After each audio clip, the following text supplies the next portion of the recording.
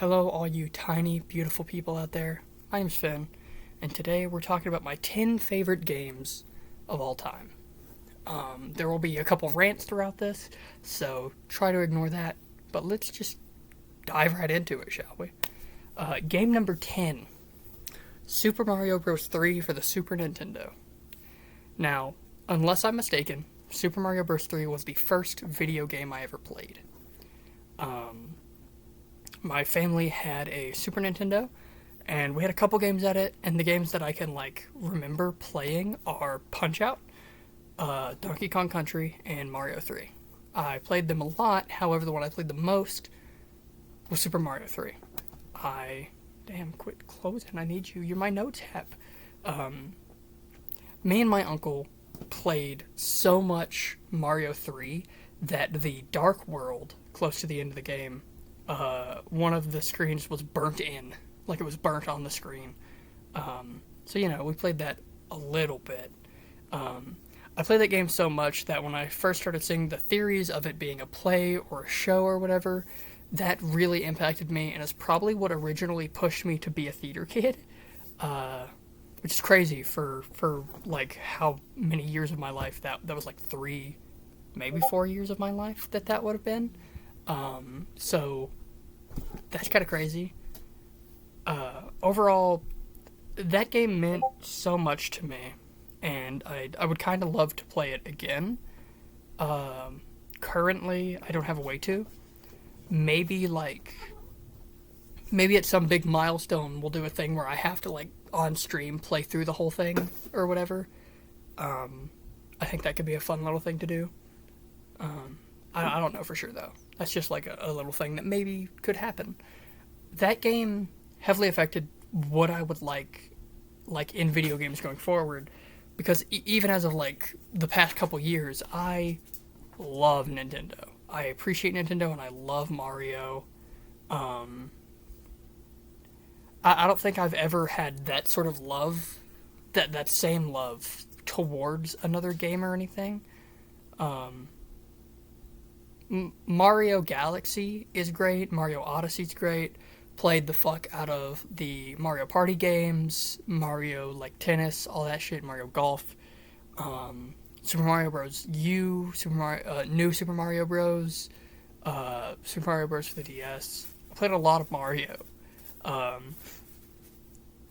Similarly, I was super into the sports games like Mario Party, Mario Kart. Mario Kart's goated. Mario and Sonic at the Winter Olympics. Me and my sister, who is tremendous. Hi, if you're out there, I love you. We played so much Nintendo. We played hundreds, if not thousands, of hours of Wii Sports. We played dozens of hours of Mario Party. So much Mario Odyssey together. Zelda. Fucking played the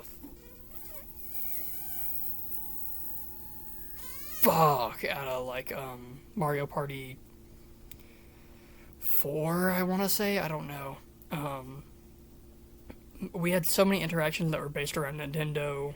We had so many inside jokes like Bergie, Six Yeeter, fucking Marlowe. We had a million inside jokes that were all based on Nintendo stuff, because that's kind of what we spent a lot of our time doing together growing up. So that means that stuff means so much to me. Nintendo is a big part of my journey with gaming, as it is for many other people, and Mario 3 specifically is my introduction to video games in a way. So that will infinitely be something that matters to me. So shout out to anybody who worked on Mario 3. Also, bring back the fucking frog suit. The fuck? Bring back the frog suit, guys. Time to get on to Game 9, baby. The cats be attacking stuff. My apologies. It's time to talk about a sandbox game. It's time to talk about Minecraft. So I first played Minecraft a little before it came out on Xbox at a friend's house. And it was fun, but it like didn't mean anything to me at the time. And I had seen other like sandbox stuff, but it never clicked for it. Like it never made any sense to me to matter. However, fast forward to it being on the Xbox 360, and that's when Minecraft starts to mean something to me. Because me and my cousin spent a lot of time playing Minecraft. A lot. Specifically, one summer, we sat down. Well, I say summer, it was like February. We sat down and we decided that we were going to make our like block that we lived on in Minecraft. And we, who knows how many hours that was, but from February to like October, just every single day after school, just Minecraft, Minecraft, Minecraft, Minecraft, Minecraft. And it was weirdly therapeutic. It was special. It like changed and affected me in a way. And I thought that was super nice. And it wasn't perfect. It probably wasn't pretty. I do not have the Xbox or the world. But it was the first time in a game where like I sat and said like I'm going to do this thing, and then did said thing. I wasn't that old, and I don't remember too much of building that stuff or too much of what we did in those worlds, but it meant a lot to me, and that's kind of like my first real Minecraft story. Because like I played it at that friend's house, but I don't know what the fuck we made or whatever. Fast forward to middle school, and me and a group of friends start playing it. Not all the time, but like fairly often. And we played it often enough for me to have memories of it being like a middle school thing. I remember there was an unblocked version of Minecraft you could play on like the school computers and the Chromebooks and such. So we did that, which may or may not have gotten us in a lot of trouble, and we may or may not have gotten it banned for like the entire district and stuff. But we may or may not have used that, and we may or may not have technically broken the law by doing so or whatever. I don't care. Shut up. But during that time, we kind of just like fucked around in it, did survival worlds. We didn't do anything like super special. But fast forward again to the year before high school, I want to say, like late 2018. Like late 2018, early 2019. Me and one friend played so much Minecraft that we may have skipped school a couple times to just play Minecraft. We played Minecraft, and I quote, so goddamn much. So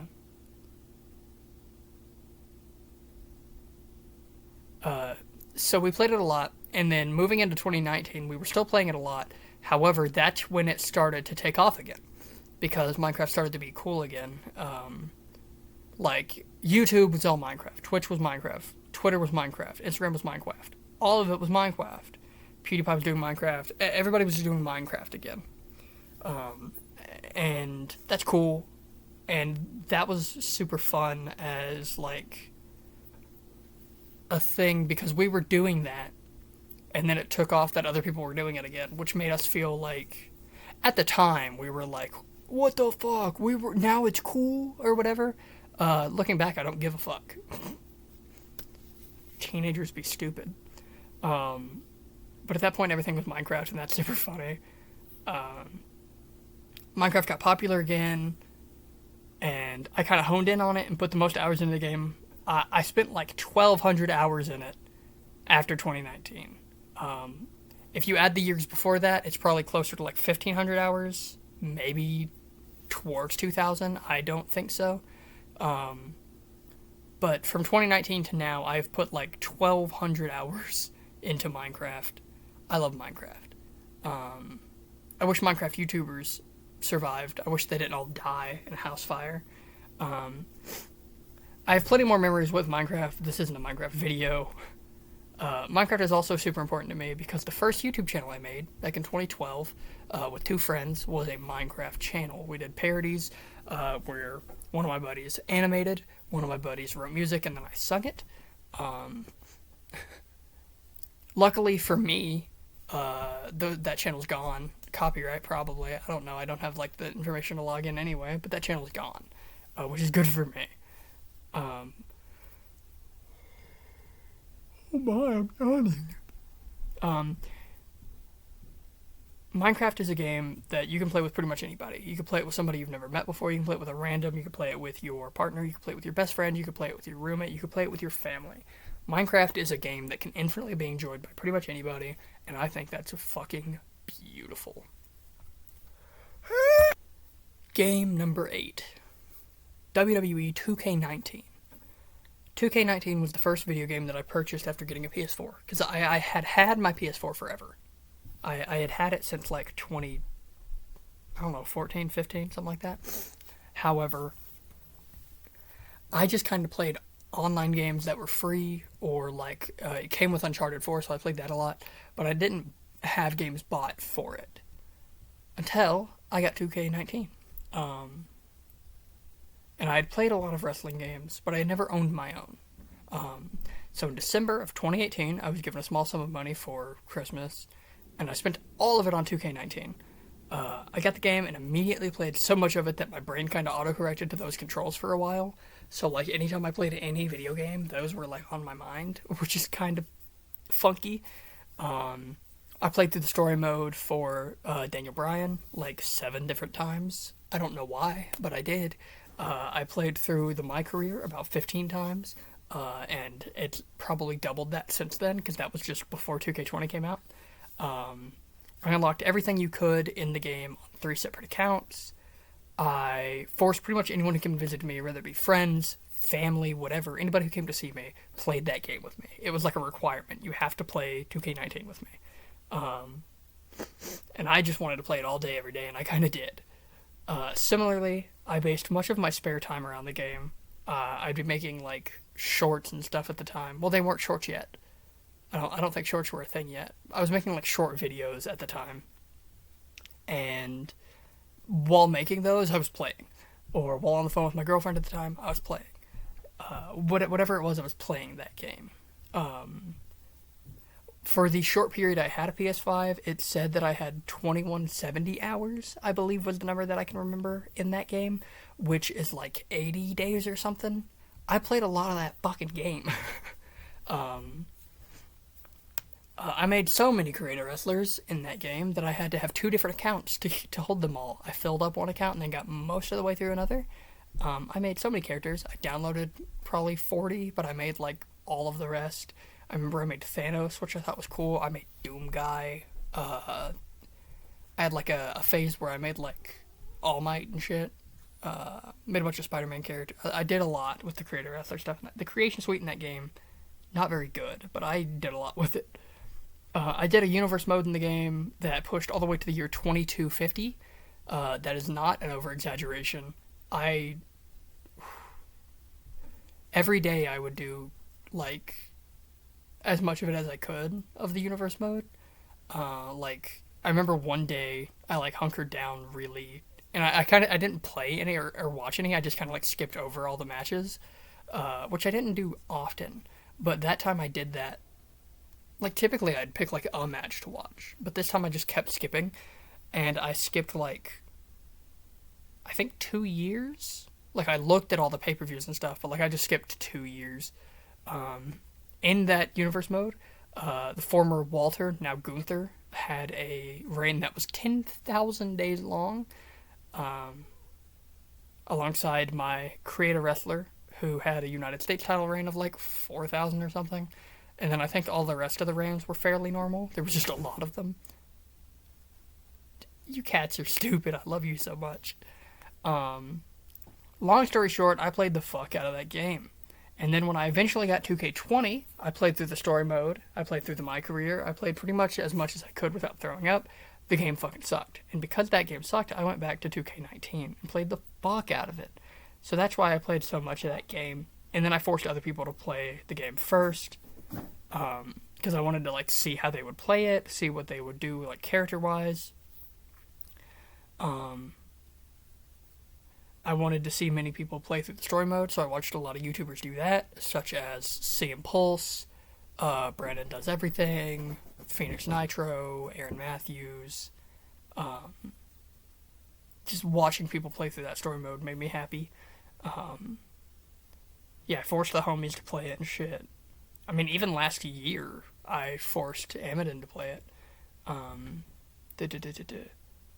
I watched so many YouTubers play that game too. I watched the story mode with like 90 different characters because of YouTubers and stuff. I played and watched and enjoyed so much of that game. And that era was the last time I played a game and I remember like not worrying about stuff. It was the last like period of my life where I felt like I didn't need to be nervous about stuff. I wasn't like afraid to get up and go do stuff. I wasn't afraid of work. I wasn't afraid of taxes. Like that's like the last era of my life where I could genuinely rest while playing a game or whatever. Um, so that means a lot to me, and I'm hoping in the future I can find more like getaway games. But like that means a lot to me, and that era of my life means a lot to me, and whatnot. That game was kind of my escape for a while. So I love that game so very much. Next on the docket, baby, Game 7. Game 7! It's Plants vs. Zombies time, baby. Plants vs. Zombies was a game that I played on the DS because I didn't have like a phone or anything, so I didn't play it on that, and I didn't have like a computer or anything, so I didn't play it on that. But I did play it on a DS. Maybe it was I don't know what the Nintendo, I don't know what DS I had, but I played Plants vs. Zombies on a DS. I remember playing through that game and I beat it, and then I got bored with all my other like DS games, which I can't think of a whole lot that I had. I think I had like three. I remember whatever Mario Party I had, I played the fuck out of, but I only had like 2 maps or whatever, or maybe it was 3 maps. There wasn't a lot, but I didn't have a lot of DS games, so I played through Plants vs Zombies again and challenged myself, making weird rules. Um, and in the past, I had like speed ran like Mario or Punch Out, but I didn't break the games and I didn't challenge. I just like did it fast. I played it the correct way. There wasn't like different challenges I was doing. However, with Plants vs Zombies, I started doing weird shit. For example, like forcing myself to put the sunflowers at the very front so that I like have to replace them because they get killed and shit. I thought that made it really difficult. Or like if a zombie got to my lawnmower, I had to restart or whatever. Just like stuff to make the game a little bit different. Or after beating it the first time, you can reuse like plants and stuff and being like, okay, could I beat the game with only catapults? So I tried that, which I don't remember. I don't think I beat it that way. You probably can. I didn't. Um,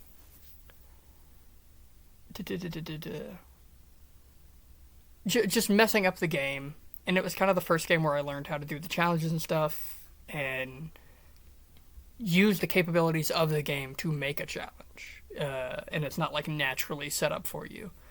And then yeah, like I used to speedrun Nintendo games or whatever, but I never like pushed to the limits of the game. I didn't break them. I didn't do anything weird like that. Playing through the game as you should, but then in PvZ I was actually challenging myself in ways that the game doesn't tell you about. And stuff like that I learned to do, and I would continue to do in other games pretty much forever. For example, the time I beat Minecraft without touching iron, or the time that I played through 2K19 without using any finishers or signatures, whatever, just little stuff like that. That Minecraft, I don't think I actually beat it. I feel like I got to the Ender Dragon. I do not think I beat it because I suck at games. But there's that. I spent a lot of time with that. And then Plants vs. Zombies 2 comes out, and I was super excited, and I looked all over YouTube, and I tried to learn every single thing I could about it, and that game sucked. And then a couple years ago, I went back and tried to play Plants vs. Zombies 2 again, because I was like, oh, what if it's better? And it fucking sucked. Garden Warfare came out, and I played that a little bit, and I didn't have any strong feelings about it. I wasn't like angry about that game, like it wasn't bad enough for me to be upset. However, it was kind of just there, I guess. It just kind of existed. Plants vs. Zombies Hero, the mobile game, bad. There's nothing positive about that game whatsoever. There's nothing there. Garden Warfare 2 comes out, and it's fine. I probably played like 20 hours of it, and then I got bored. It just wasn't that good of a shooter. However, the little orange guy, the orange man, who like his legs are orange, like orange slices or whatever, that dude, fire. Top tier character design. Couldn't tell you anything more about that game other than that it's not that good. But that character design, peak. Fucking peak. And ever since Garden Warfare 2, I've kind of just left Plants vs. Zombies alone. It stopped being something that I liked. It stopped doing anything that I would give a fuck about. But whatever. Plants vs. Zombies 1 is still super important to me. It still matters to me. And maybe someday I'll do something special with it. Like, I've seen some people do speedruns of it, such as Easy Speezy. Shout out Easy Speezy for being the GOAT. So maybe I'll do like a weird challenge run or something of it in the future. Who knows? But I do adore the first Plants vs. Zombies game. It is a tremendous video game. It's very cute as well. Just a good game. Just good game. Yes. How you say it? Yes. Game number 6, baby. So, this one's gonna take me a minute. I've got some stuff written down. So, I love the Infamous games. Infamous 1, Infamous 2, and Infamous Second Son are some of my favorite games of all time. Deciding which of the 3 to put on this list was extremely difficult. Recently, I went through and 100%ed Second Son. As of right now, I'm working on my biggest video ever, which is a pitch for a sequel to Second Son, which is still taking forever, and I'm maybe halfway through. It's been like 3 weeks. It's so goddamn much. I didn't anticipate how big a video game is, or how much stuff I have to put together for that. So that's taken a goddamn minute. Infamous 2 is one of my favorite stories in gaming ever. I think both of the endings to the game are emotionally valuable to me and will infinitely affect the way that I look at games alongside looking at storytelling. Also, its design for like literally fucking everything is tremendous, down to the location being less skyscraper built, less of a New York, and a lot more towards that of a housing area, which is tremendous as not a lot of games will do that sort of stuff. So shout out to them for making New Marais, which is New Orleans, which is beautiful. Go play that fucking game. The original Infamous being one of the first 3D games I ever played, and how much time I put into it, and the idea of making a game about a superhero that wasn't already built up, like Superman or Batman, but instead making their own character, making everything about the character, making the character's sidekick, Zeke, making the character's love interest, making everything about the character in the world, like, in home. Like, they made all of it. They didn't have shit to go off of. A bunch of the stuff with the story was amazing, such as the stuff with the main villain just being the protagonist. The fact that whenever you load up the game the first time, you pressing start causes the shit that starts the game. Like, you make the cutscene happen with your button press and shit.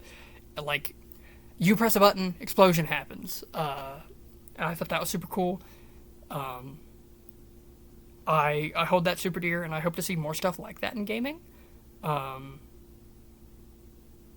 Cole's design is perfectly normal. Like, as perfect as you can make just a normal guy. The different villains are super well put together. I love the different factions. I love the different power sets.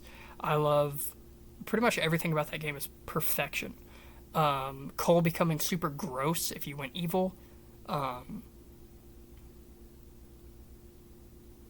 There had been games before Infamous with branching stories and stuff, but Infamous was kind of the one that kind of put in motion the genre of like karmatic choices in games and stuff. They didn't invent it, but they put it in motion to become a big deal, because they did it so fucking well. Long story short, I love the franchise. I love pretty much everything there is to love about Infamous. I mean, I'm working on a giant pitch for an Infamous game. When it comes to one that I had to put on the list, it's the one that people like the least, funnily enough, Second Son. Like I stated earlier, I recently 100%ed Second Son. I started on a fresh account and played through the story beside my roommate. We talked about it the whole time, and we enjoyed that as like a thing to commentate on and enjoy the story of together. But whenever a roommate wasn't here, I was doing side stuff on my own. For example, she would be at work or whatever, and then I would be doing all the trophies that don't have anything to do with story that take 6 years. So that was fun. I do all the non-story stuff. And I beat the whole game like 100% in a week. Which is the fastest I've ever done something like that. I've 100%ed games before. I've never done that in a week, especially not a game that has a bunch of shit hidden in it and whatever. It won't be the last time I talk about a 100% game on this video. However, it is the fastest I've done that. And on top of being the fastest I've ever done that, it was maybe the second most enjoyable, like, 100% of a game I've ever done. Between the good and evil playthroughs, all the gameplay stuff, the powers turning red and having different designs whenever you're evil, stuff being locked behind being good or bad, I really enjoy that you can't have full evil points and go do the good ending or whatever, as, you know, you kill a bunch of innocents, you don't get to go home and be a good guy, or whatever. I loved pretty much everything you could possibly do, and everything you could possibly love about the game. A lot of people talk about how Cole is better than Delsin, and I can't disagree. I think Cole, as an individual, for the most part, is much more well put together. However, I have to disagree whenever it comes to his, stuff making more sense. Because in Infamous 1 and 2, Cole, whenever he's a good guy, is just, like, infinitely goody two-shoes. And he's like a dark character, and he's got fucked shit. But in the first 2 games, especially the first game, in the second game it makes more sense. In the first game, Cole is sort of, like, way too good to be the character he is. Whereas Evil Cole is just straight evil. Whereas when Delsin's a good guy, he's not superhero good guy, he's just doing the right thing. He's not, like, saving people from bomb threats or stopping a plane from falling out of the sky. He's just not killing innocent people. He's just helping his family. Whereas evil Delsin, for the most part, is just an asshole. He's not evil. Like, there's a couple people he kills, but you as the player have to do harm to innocents. Like, Delsin doesn't attack innocent people at any point in the fucking... Like, there's one scene where he attacks an innocent person, and you have to choose to do it. Like, there's one cutscene where he does something like that, but that's like the evil ending. You have to already have done a bunch of... Like, you have to do the illegal shit. He doesn't do that on his own. If you play through and you don't choose to do a bunch of evil... If you choose to do the evil path, but you don't choose to do a bunch of the evil shit, he just doesn't do that much bad. Whereas Cole is a considerably worse person on a bad playthrough. Long story short, I love that trilogy. I think First Light is a really good DLC to add to the story of Second Son. I think everything about those games is tremendous, and I will cry if we never get a fourth one, which is why I'm working on my pitch. Yep. Motherfucking E. Next game. Let's go. Game number 5, baby. Time for Resident Evil 7 Biohazard. Resident Evil 7 is a game that I have an incredibly weird feeling towards. It is on this list, so it's obviously one of my favorite games of all time. But I think if I played through it again, it would either move up or down the list. So, the weird relationship I speak of is I've only played it once. Sorry, I just died. I've only played through Resident Evil 7 one time. Most of these games I've played through at least 3 times. Some of which way more than that. I've only played this game once. And because of that, I don't know if my feelings would change if I played it again. However, I have seen other people play it, such as just like a month ago I watched the Smosh Games channel play it. Like, I watched a speed run like 2 days ago. I have seen like Jacksepticeye's playthrough, Markiplier's playthrough. I watched 8-Bit Ryan's playthrough whenever he first played it. Like, I've seen people play it, Snapcube. But I haven't played it in a while. I don't have anything negative to say about it. I just don't know if I'd still enjoy it if I played through it again, because a lot of times you have like rose-tinted goggles and whatever. I adore all of the references to horror media. I adore all of the characters being based on the archetypes of horror characters and different slashers and shit. I adore all of the Easter eggs and all of the hidden lore. Do not get me started on Jack Baker being the greatest horror character of all time. I love him so much. He is everything to me. He is everything to me. He is everything to me. He is everything to me. He is everything to me. He is everything to me. It's written down so many times. I love Jack Baker. I think Jack Baker is the greatest horror character ever, maybe? Like, I love Jack Baker. Jack Baker is perfect. I love Lucas Baker. I think he's great. Marguerite's probably the weakest of the Bakers, like, for what it does to me, but that's because she's a bug bitch, and I'm afraid of bugs. But I love Jack so much. I love Lucas so much. I love those archetypes. I love that Mia is based off of, like, Evil Dead, and then Jack's, like, your basic, like, Michael Myers slasher character, and then, like, Lucas is your, like, lunatic, like, Saw sort of situation. Marguerite's your, like, grody horror. I love that shit. Gameplay-wise, I think Resident Evil 7 is a perfect, like, rebrand, like, soft reset for the Resident Evil series. I think going first-person shooter is perfection. I think the way they did it, the way they designed the houses, the way they made all the enemies work, I think, like, everything about the game is almost perfect. I think my biggest issue is with just when the enemies start being fodder. Like, fighting Jack is great, fighting Lucas is great, fighting Marguerite's great. I hate just the blobs. That's like my only real complaint with the game are the blobby dudes. They're like the weakest point. Just and it's like you could have made like one character in the basement area and it just be like that character chases you instead of the million little fuckers, but I just don't like them. It's tremendous in its beauty as well as being gritty and gross. It is one of my favorite experiences I've ever had, one of my favorite games to see other people play, as I brought up other people playing it and whatnot. It's a game that I would love to speedrun at one point. It's one of those ones that I would love to do on, like, stream. Like, I would love to speedrun it. I would love to stream speedrunning that game. Overall, I think it's a good game. I think it's a tremendous piece of horror. I think everything being split up by type of horror and whatnot throughout the different houses and the different areas, different characters, I think it is tremendous. I think it's a perfect love letter towards other horror media. So, there's that. Love you, Resident Evil 7. You're the best. Which is true. Resident Evil 7 is so fucking good. So very good. So very good. So, to preface this one, the reason I met up with most of my original friend group throughout school was due to two medias. Both of which are on this list. The first I'm able to talk about here. First big IP that I ever really stuck to. The first big IP I really learned of. I learned all the lore and shit of. Because, like, I knew about Spider-Man before Dragon Ball, but I knew more about Dragon Ball before I learned about Spider-Man. Like,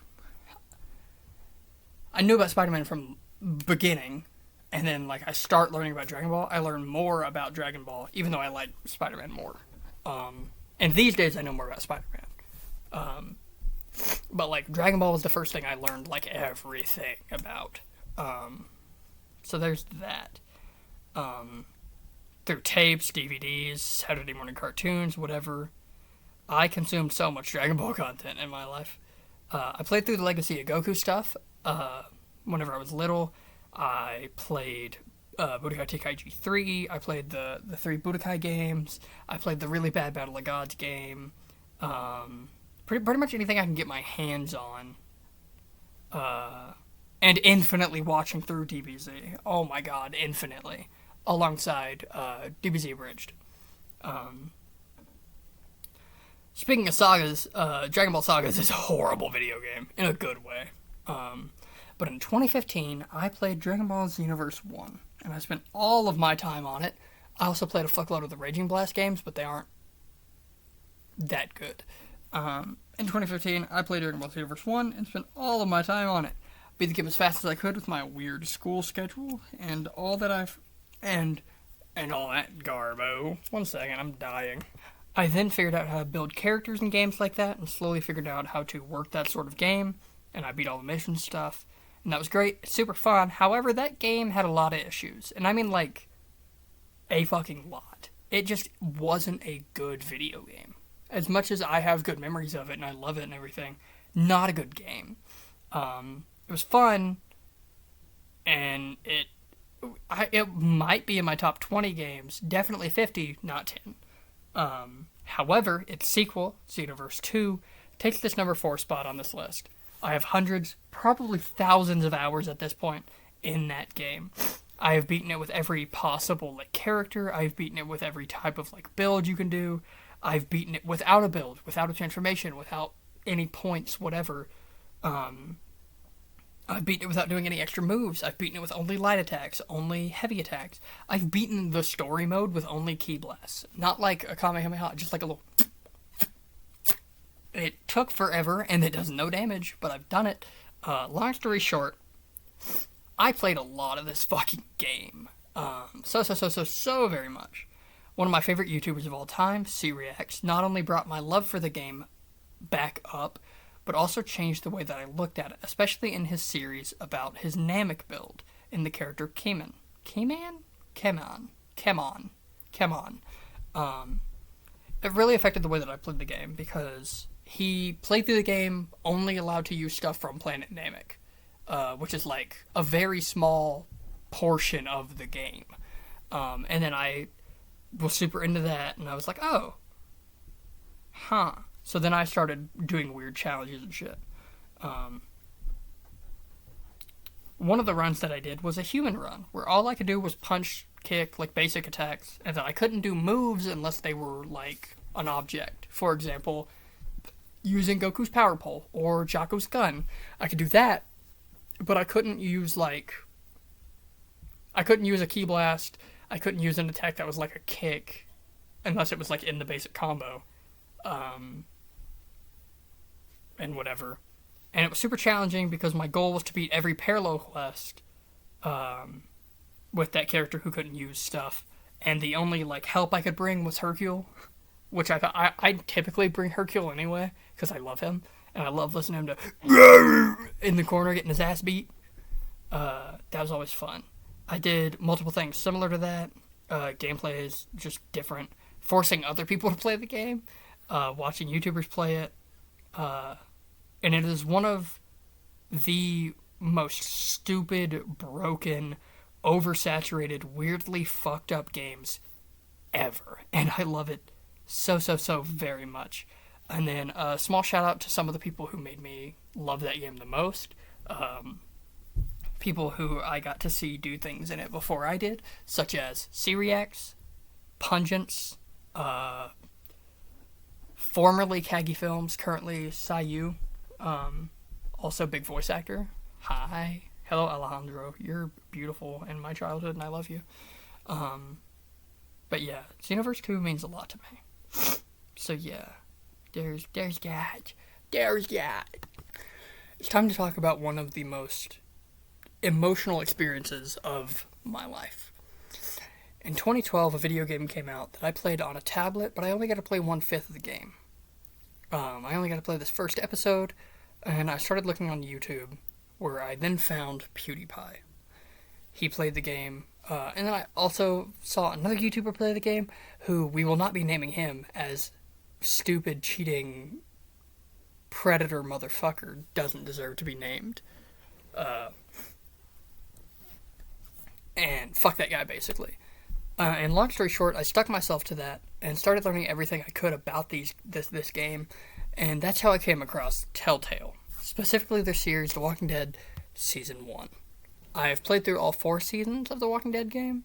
I have also played their 2 seasons of Batman. I have played their very mid Back to the Future game. I have played, I believe it was theirs. It was like a Sam and Max game that was pretty much a Telltale. I'm pretty sure that was theirs. I could be wrong. And then if I'm not mistaken, they worked on Monkey Island? Maybe? I could be wrong. But Telltale's great. I played through all 4 seasons of their Walking Dead game, and I've played through them 3 times to get, like, different stuff to happen. And those...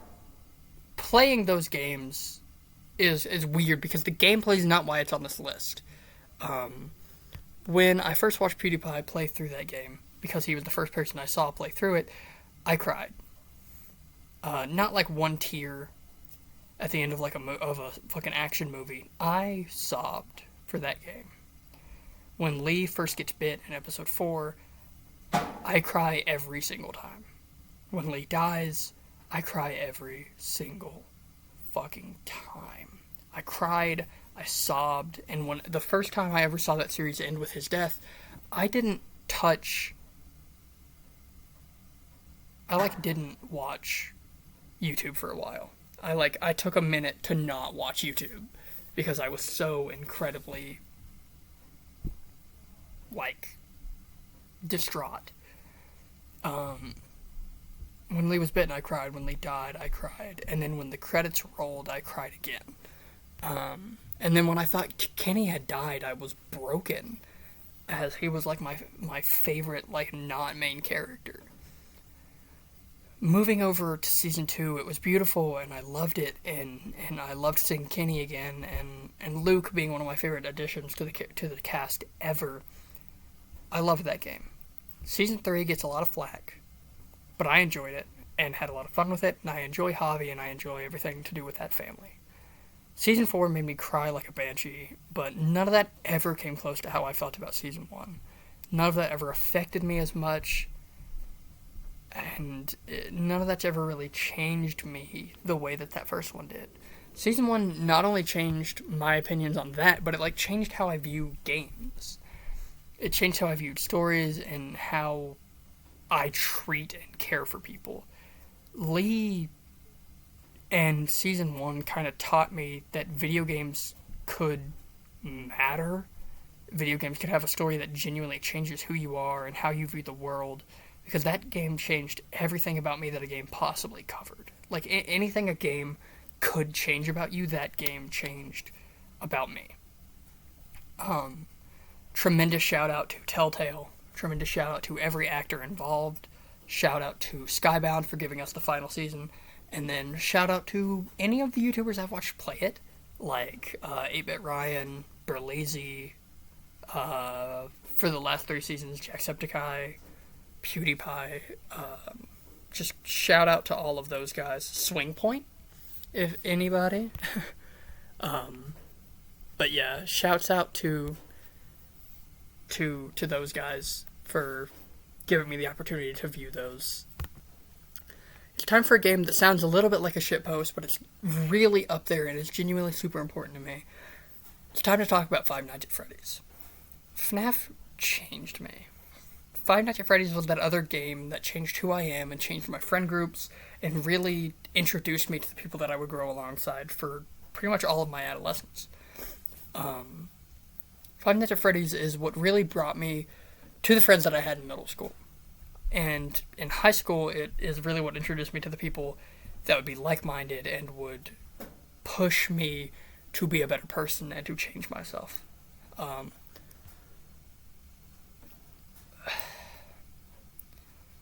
FNAF is kind of what taught me that a game could change a community and that a medium could really build people up alongside each other. I have played and beaten all the FNAF games. I have 100% in Security Breach. I've played through all of Ruin. I have speedrun Ruin once. I didn't do that good. I've done pretty much all you can with Five Nights at Freddy's, including reading all of the books. I'm in the minority. I liked the movie. I really enjoyed the FNAF movie, by the way. I just liked the movie. So if you're one of the people who didn't, you're entitled to that opinion, and I can't get upset with you or anything. But I liked it, and I'm excited for the next one. Five Nights at Freddy's memes are still all over the place today, and it still affects my meme culture, and still kind of changes my knowledge on internet shit all the time.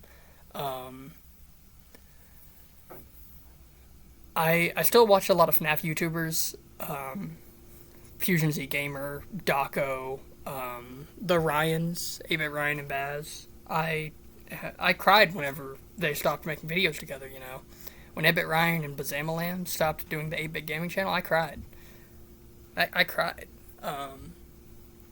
Astral Spiff, another big one.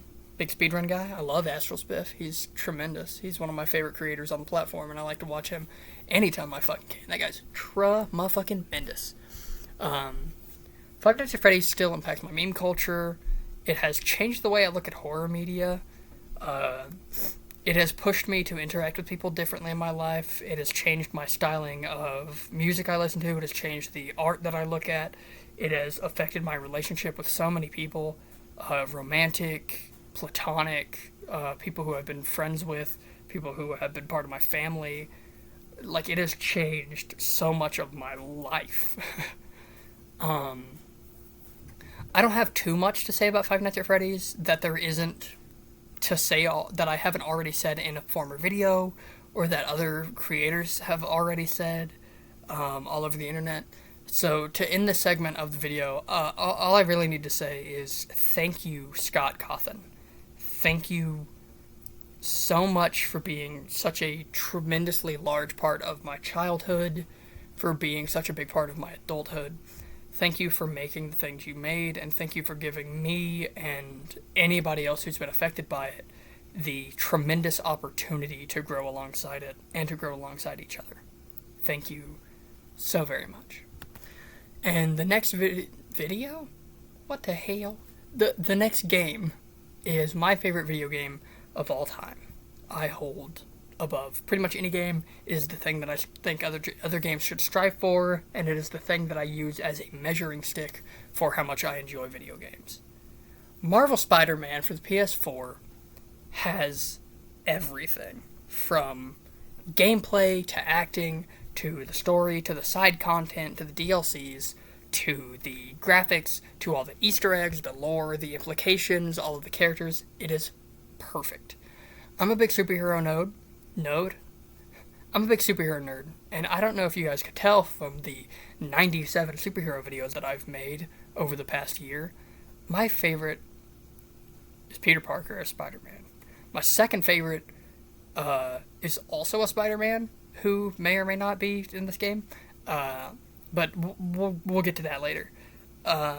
Seeing my favorite fictional character of all time being put in a perfect spot for the character, at the perfect age for the character, with the perfect villains, perfect situations, perfect back and forth with everything, makes me happy.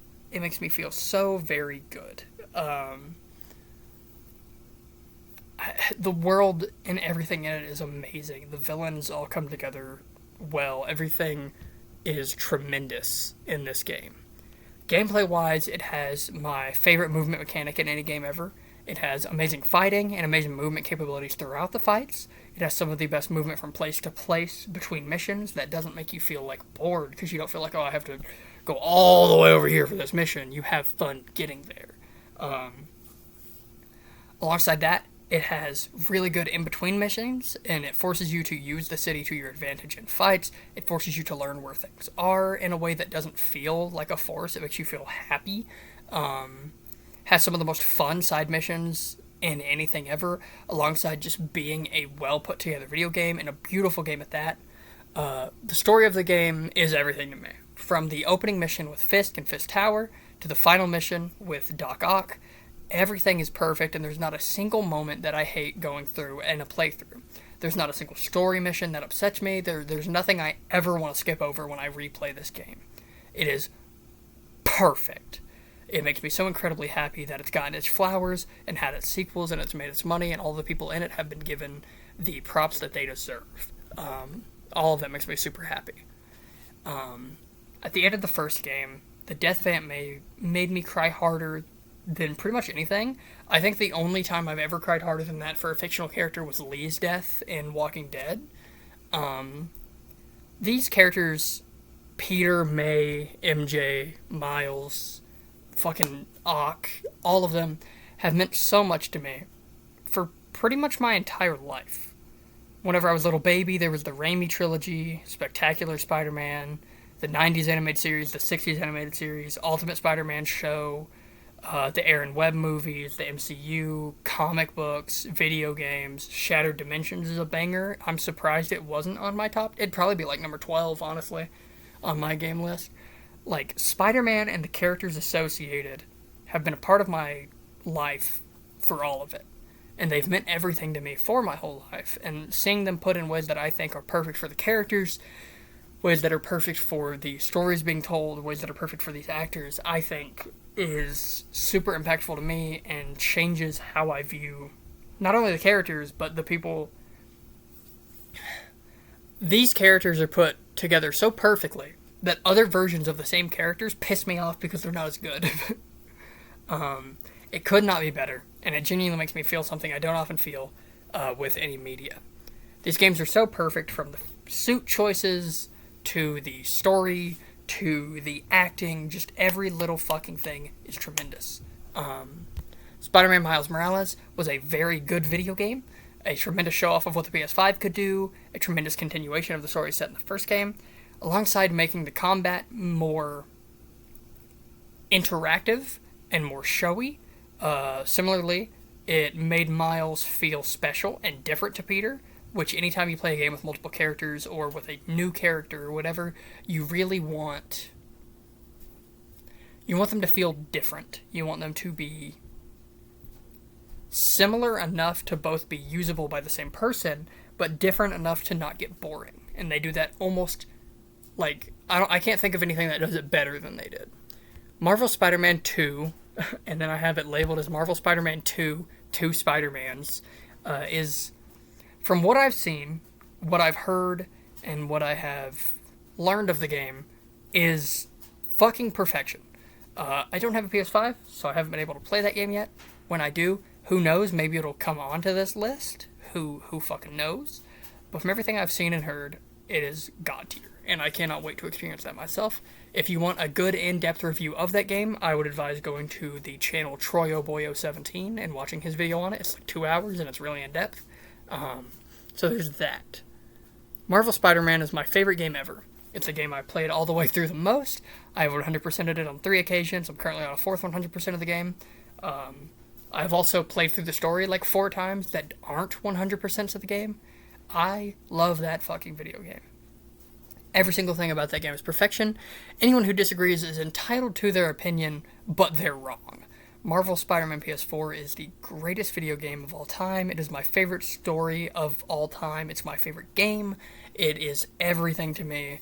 Nothing should be able to take that spot. Thank you, Insomniac. Thank you to all the people who work there. Thank you to all of the actors, the animators, the storyboarders, everybody who worked on a single line of code. Every single thing over there. Thank you for giving me the single greatest thing I've ever seen.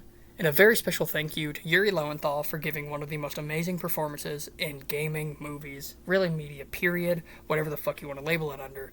Just one of the greatest performances ever. Thank you for giving us Angry Matt Pat. Thank you for giving us the best acting for Peter Parker anyone ever has. Also, all the little stuff in the game is great, such as Yuri having 2 versions of pretty much every line of dialogue, just in case, because if you're standing still, he speaks normally, but if you're swinging around or fighting, he speaks with a bit of like a huff and puff to him. So, love this game. Love you, Yuri. It's my favorite.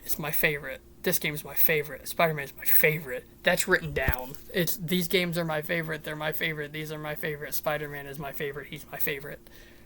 And that is my list of the top 10 video games of all time. They are my favorites. They're probably not the same as yours. There's probably not a single person on the planet who has the same top 10 as me. But that's fine.